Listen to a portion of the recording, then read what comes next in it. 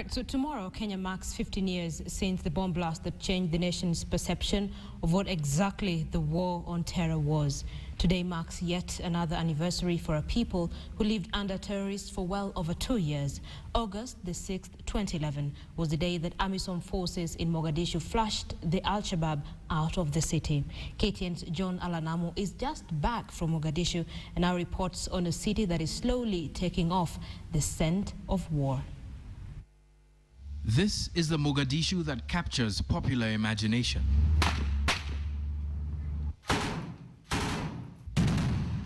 A dark ode to urban warfare. Its facade mangled by bullets and bombs. A bastion to the Al-Shabaab.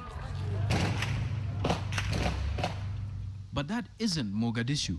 That was Mogadishu 2 years ago. Meet the new Mogadishu, with buildings shyly climbing into the skyline and businesses buzzing on the city's old boulevards. Expansion is a catchword here. مستقبلك كله إن إنتان كسي بلارين أيام رجينينا وحيالي ودريم كرتا عروض ويني جدي بلار صدق وبلارين هاي يوع هدر يالو يو هدر هذا الكي مركو ورئيسنا وحكو جري إن مستقبلك عن سيدان واحد بدن كبدرين.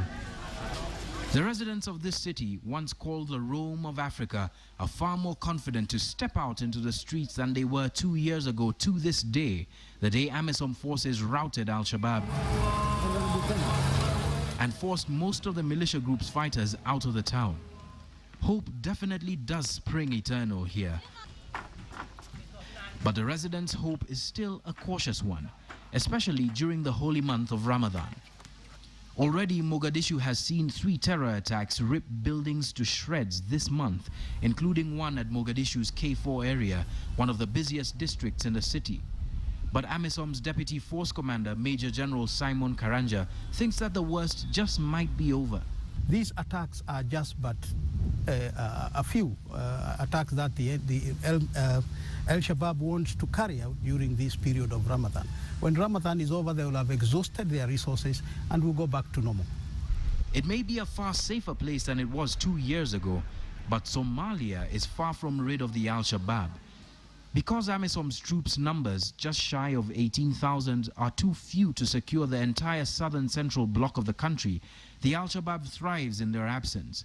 Ethiopia's pullout of the Bakol region in central Somalia also gave the militia group dominance in some pockets of the region.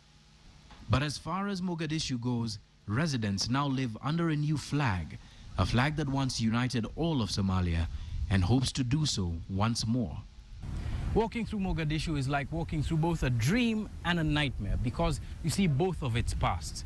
You see the past of a glorious country just on the brink of takeoff to become one of Africa's greatest nations, a country with the longest coastline in Africa. But if you look around you, you also see a past that is more famous or infamous to the world, a past filled with bullet holes, rubble, and ruin. But if you look beyond the ruin, you can see glances of what Somalia could be again.